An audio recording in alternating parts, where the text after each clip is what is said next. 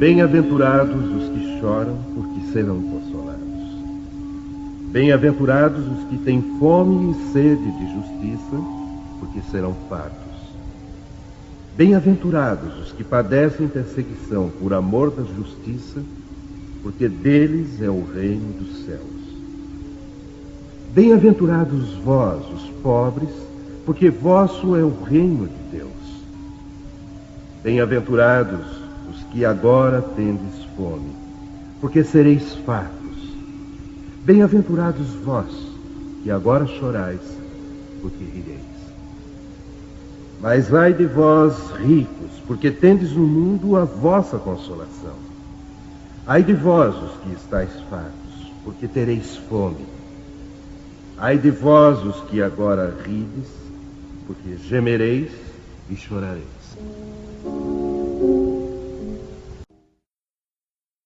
Causas atuais das aflições.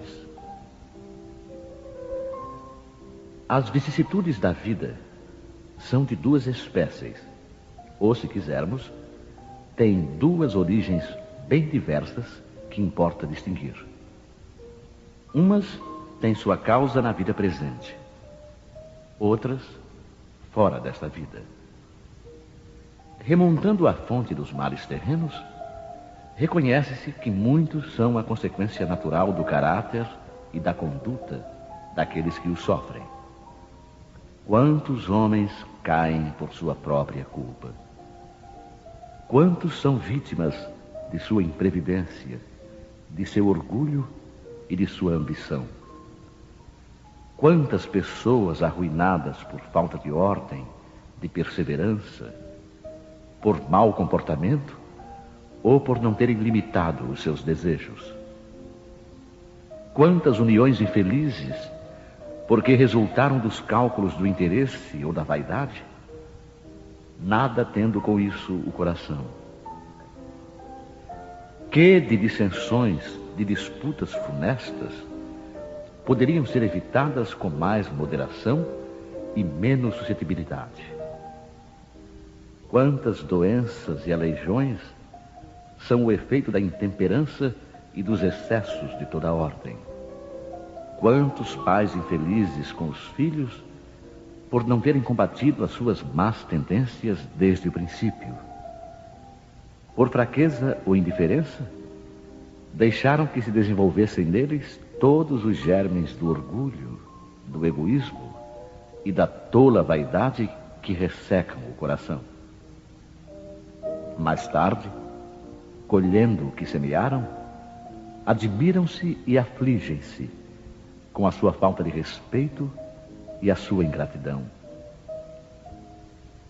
Que todos os que têm o coração ferido pelas vicissitudes e as decepções da vida interroguem friamente a própria consciência.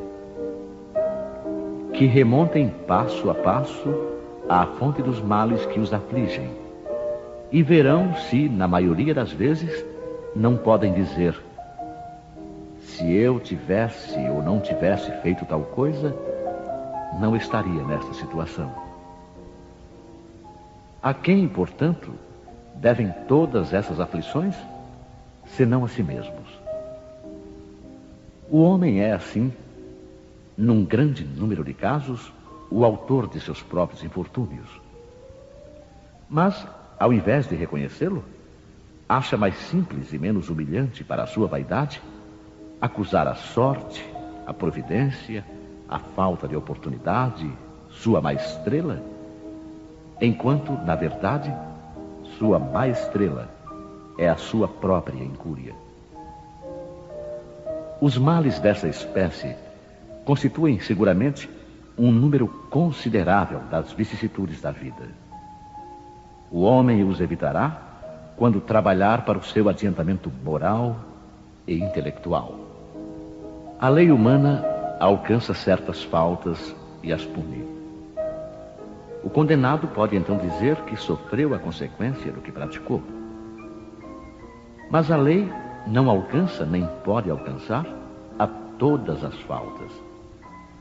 Ela castiga especialmente as que causam prejuízos à sociedade e não as que prejudicam apenas os que as cometem. Mas Deus vê o progresso de todas as criaturas. Eis porque não deixa impune nenhum desvio do caminho reto.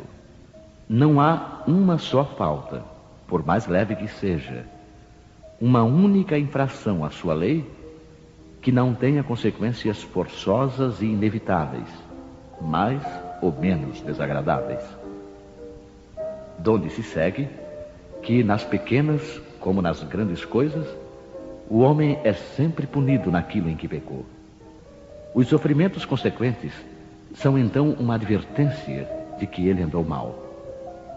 Dão-lhe a experiência e o fazem sentir a diferença entre o bem e o mal, bem como a necessidade de se melhorar para evitar no futuro o que já foi para ele uma causa de mágoas.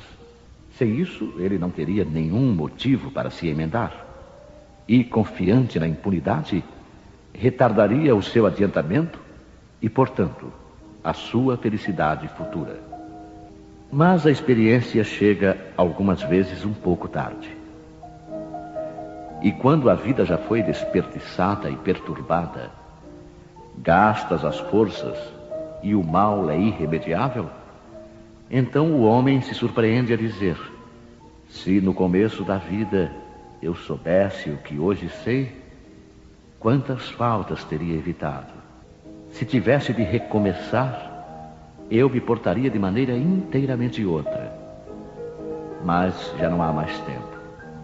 Como o trabalhador preguiçoso que diz: perdi o meu dia, ele também diz: perdi a minha vida.